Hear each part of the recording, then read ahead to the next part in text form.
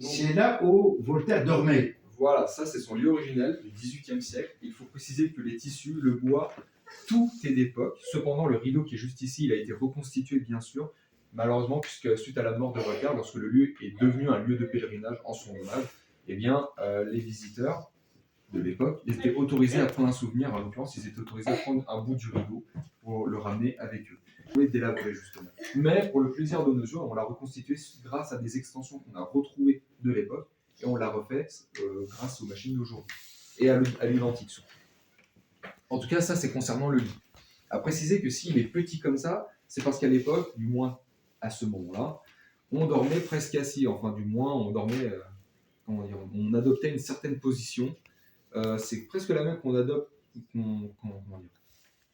Essayer de pas forcément le mal de dos, mais quand quelqu'un fait un malaise, on utilise la même position, c'est on relève légèrement la tête, on relève les jambes pour que le sang circule. Exactement. Ça, à l'époque, c'est comme ça qu'on dormait pour deux raisons. Une raison de mœurs, puisque à l'époque, s'allonger complètement pour dormir, c'était une position réservée pour les morts, c'était une insulte pour les morts. Ah. Ça ne se faisait pas. Après, du moins dans la noblesse. Après, chez les autres, je ne sais pas. Enfin, oui et non.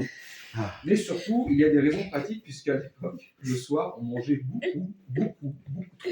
Et donc, ça aidait à digérer, tout simplement. Et grâce à la circulation du sang. Du moins, ça, c'est la forme de lit qu'on retrouve. Chez les hommes, petite anecdote, les lits sont beaucoup plus fins, et chez les dames, les lits sont beaucoup plus larges. Pour accueillir.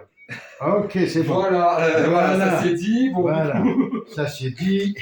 Mais voilà, ça, c'était une mœurs de l'époque. Ça se dit, décence oblige. Ah bah, c'était comme ça.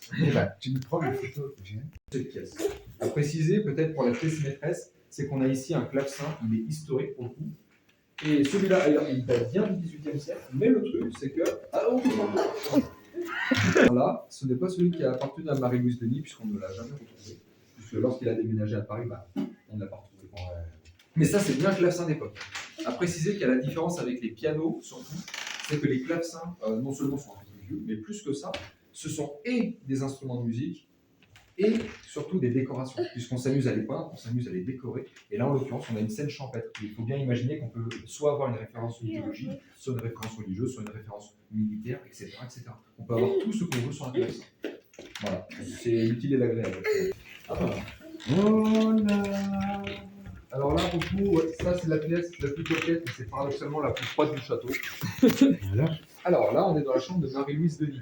Il faut bien la chambre de Marie-Louise Denis, la nièce de Voltaire. Voilà.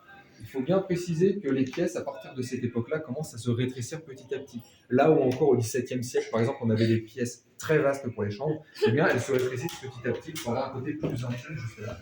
Et c'est une mode qu'on va retrouver. Je ne sais pas ce qu'on appelle les chambres douillettes.